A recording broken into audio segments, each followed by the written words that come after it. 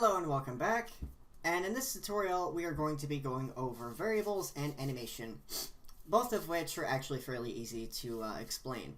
I will probably throw in an if statement in here as well. Anyway, so to begin, now I'll declare it here. So within the global scope, actually you know what, just for neatness, I'll stick it up here. Int y, yes. Alright. So, and I shall initialize it with a value of something like 50, maybe 25. Yeah, 25. Excuse me. So, to begin, basically, I'm going to, to explain this, I'm going to draw an ellipse of value, or of coordinates 50 by y by 50 by 50. Alright, so what this does is that the value, or the variable y, has been declared up here and given an initial value of 25. Now, just for reference, you know what, I didn't explain comments yet. If I just had this would be called declaring a variable. This is what's called declaring and initializing a variable. But, okay, so outside of the terminology, if I were to replace this y with 25, it would have the same basic effect. It'd be the exact same almost, except the big difference is that when you're calling this ellipse function, you're actually checking the variable y, which is an address in your RAM that stores whatever data is inside of it, and it happens to store the value 25. So basically when you call this function, you're going, okay, first value we know is 50, second value, oh, go search the variable y, okay, it's 25, put that here, and then 50 and 50 again. So variables do take extra steps, extra CPU cycles, and they have to look through the RAM, but the benefit of a variable is that it is a placeholder for data, and it can be changed dynamically. Now, what I mean by this is that you can say y gets y plus 1. Now, I know it looks like an equal sign, but it's better for now to think of it as get. So, get or set. Yeah, I guess you could call it set. Or, yeah, it depends on how you're saying it.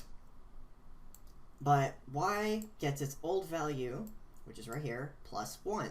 So if it were 25, when this piece of code is run, it will become 26.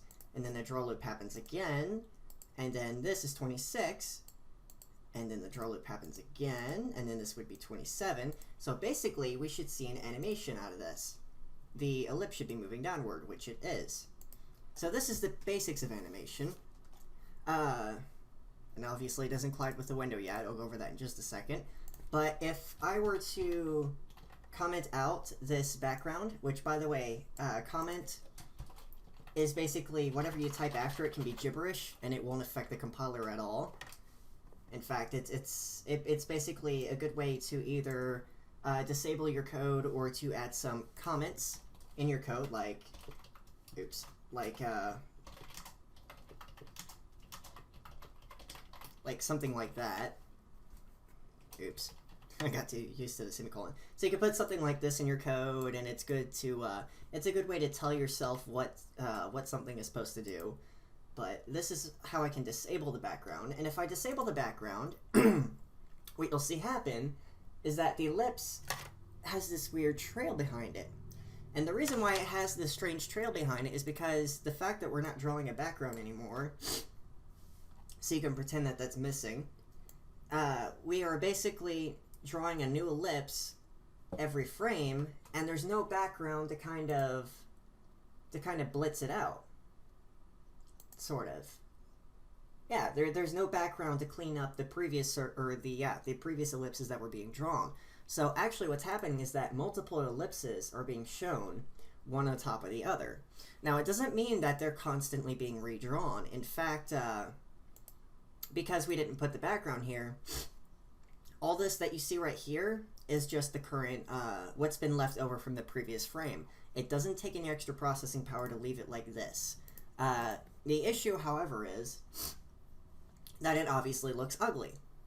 So That's usually why you always want to keep a background 0 in the beginning of your code. Well, 0 if you want it to be a nice black background. Anyway. Please excuse that. So, yeah, so now we have basic animation. The next step would be to learn how to have something collide. So, how to have the ball collide with the bottom part of the window. And, you know, I'm going to bring up my paint for this to explain something. So, if we have an ellipse, right? And the diameter is basically the entire width of the ellipse, and the diameter is 50. So 50. But then pretending that this right here is the center. We go out to the center, we kind of go and then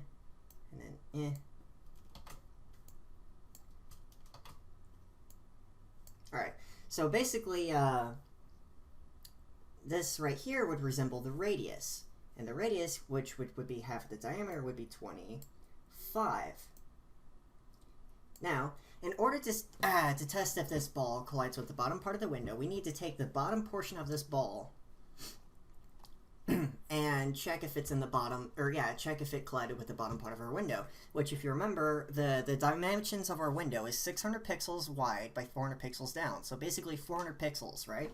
So we take the y of our ball. You know what? I'm gonna type it instead. There we go. So to figure out if it happens, we check if y is actually y, so the y of the circle, plus the radius, in which case is 25, is less than the the bottom part of our window, which is 400. This is basically what we need to check. And we're going to do this in a thing called an if statement. So I'm going to go ahead and exit this. So how we do this is that we type out if, and then literally y plus 25, because remember, we're checking the bottom part of our ellipse, which for Cartesian coordinates would be the positive side. If we were checking the top part of our ellipse, it would be minus 25, but no, we're checking the bottom part. So plus 25 is less than 400, which works perfectly fine. Now, there is a variable, a hidden variable inside of processing called height. And this will always equal your window height. So 400. This means 400. It's just a variable. It's so that if you change the variable here, this code will still work. And it's just nice to keep it in there. And plus, it's more readable. It's easier to understand. That's also another purpose of variables, is to give a sense of meaning to what you're typing instead of just a bunch of numbers. In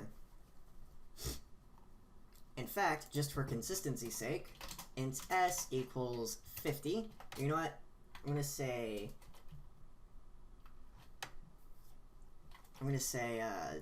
diameter? Or how about radius? Nah, diameter. No, I don't know how to spell diameter. So I'm just going to say radius. Radius equals 25. To draw this, we need radius times 2.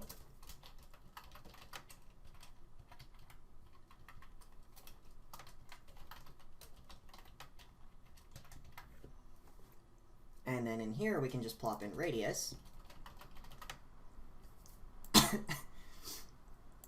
So, if y plus the radius is less than height, we basically,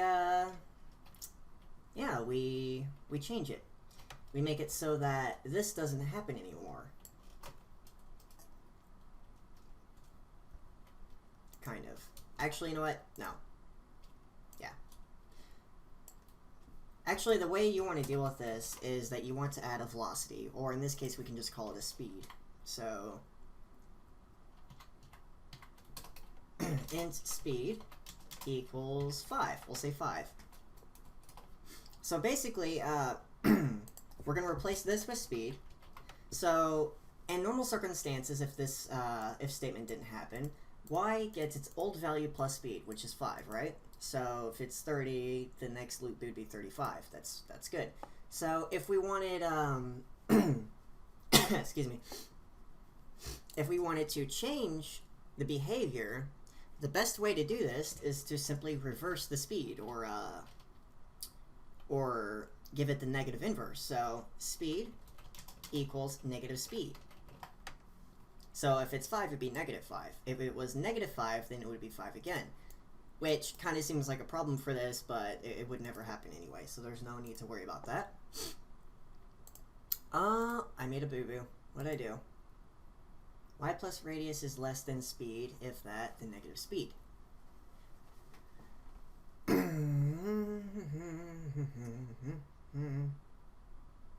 Oh, should it be greater than? Yes, it should be greater than. My apologies. So, if this is greater than the bottom of our window, which means that this would have, the edge of our ball would have touched the window, the bottom of the window. There we go. Looks much better, right? Perfect. So we have a basic example of how the ball can collide with the edge of a window. And if we wanted it to go back the other way, we would just simply say if y minus radius, because remember, we're checking the top part of the ball, and according to Cartesian coordinates, the way that works out, that would be in the negative area. So that minus radius is less than 0. If this becomes true, yet again, speed equals minus speed.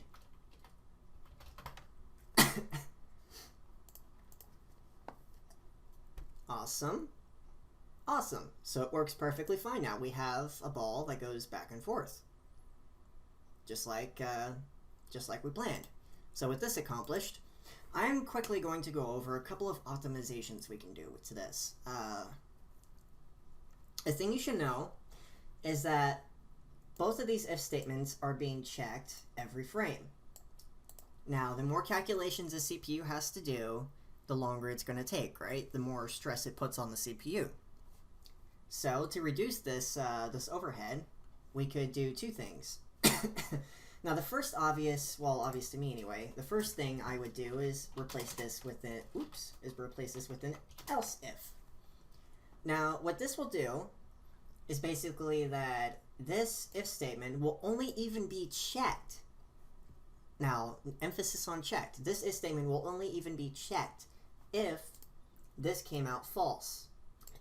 Which means, if this came out true for some reason, and this happened, this if statement would be skipped entirely. It wouldn't even be looked at. It's like it's not even there. So that reduces the amount of calculations. But that would only happen every so often, right? And it's, you know, not that big of a deal. Now, if we wanted to take this even further, notice how we're doing the negative inverse on both of these.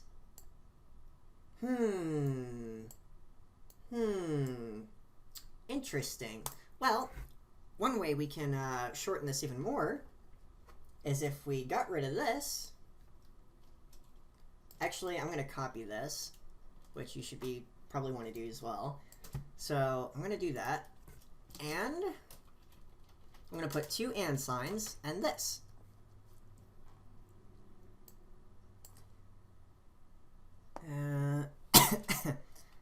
Oops, it's got the parentheses there. Okay. Oh wait, there should be a parenthesis there. Okay, good. So, first condition is checking if it hit the bottom of our window. And actually, not two and signs, my bad, and or. So, I forget what these are called exactly, but this basically means or. So, what we're doing here is that we're mixing two conditions together and saying that if this condition or this condition is true, then execute this. So, for example, if this came out false and this came out true, it would still happen. If that came out false and this came out true, that would still happen. If both of them came out true, it would still happen. The only time this wouldn't happen is if both of them came out false. And sometimes it's good to mix, to add some ors and ands in your if statements, if, you know, just to keep it shorter. It looks a little neater. A little easier to read, right? So with this, here's your proof. it works just fine. Now, if I used an and, it would never really run. Two and signs means that both of these have to be true. So if either one of them is false, it's not going to run at all. And we know that y can't be two things at the same time, so it's never going to happen. So that's one way. Yeah, that's basically the last way I can think of that we could shorten our code. So we have a bouncing ball. It works perfectly. I suppose that's pretty much it for this tutorial. You can also add another condition, such as if, or not if, an else. Now what this means is that basically if this if condition turned out false and the code didn't run inside of it, then run this or else. And it's pretty much the same as an else if, except there's no if there. There's no condition to check. It's just going to automatically run if this if statement came out false. So that's a little, that'll come in handy more so later. Don't worry about it too much right now. You know what? Actually, just to show you that it does work.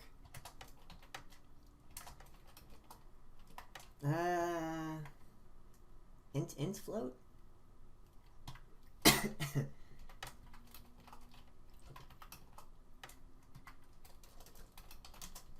I did not collide. Alright. See that text up there? Notice how it flickers as soon as it hits the edges of the window? The reason why it flickers like that is because, like I said, this else statement only runs if the if statement comes out false. So if it came out true, which is when it would hit one of the edges of the window, then this wouldn't be drawn. It's only for a frame, but you still see it happening, so my point is proven. Anyway, next tutorial, we're going to be going over possibly arrays. I know I'm going to be doing some while loops and then eventually moving into for loops, so we'll see what happens there. Hope to see you then.